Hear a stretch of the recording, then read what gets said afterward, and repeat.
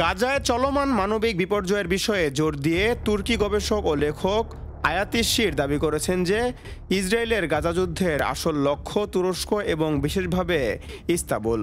তিনি ইসরায়েলি সরকারের গোপন পরিকল্পনা সম্পর্কে কিছু বিতর্কিত এবং অনুমানমূলক মতামত প্রকাশ করেছেন। হায়াতির দাবি, ইহুদিরা প্রতিশ্রুত ভূমি প্রতিষ্ঠার জন্য বহু বছর ধরে প্রস্তুতি নিচ্ছে এবং গ্রেটার ইসরায়েল প্রতিষ্ঠার দিকে ধাপে ধাপে এগিয়ে যাচ্ছে।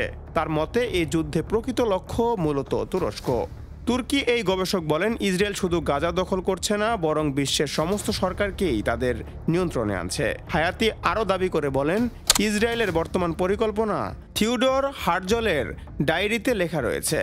আমরা আসলে ইসরায়েলের বহু বছরের সেই কৌশল সম্পর্কে অবহেলা করে যাচ্ছি। এই বিষয়ে তিনি সবাইকে সতর্ক করে বলেন, সামরিক, কূটনৈতিক, রাজনৈতিক এবং গোয়েন্দা পর্যায়ের একটি গুরুতর প্রস্তুতি প্রক্রিয়া শুরু করা উচিত ছিল, কিন্তু তা এখনও হয়নি।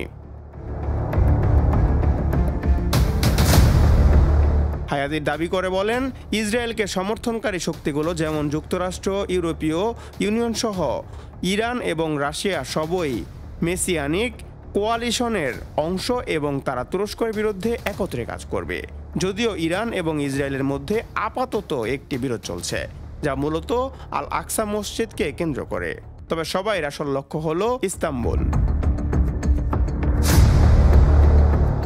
বলেছেন অর্ণব, নিউজ 21 ন্যাশনাল ডেস্ক।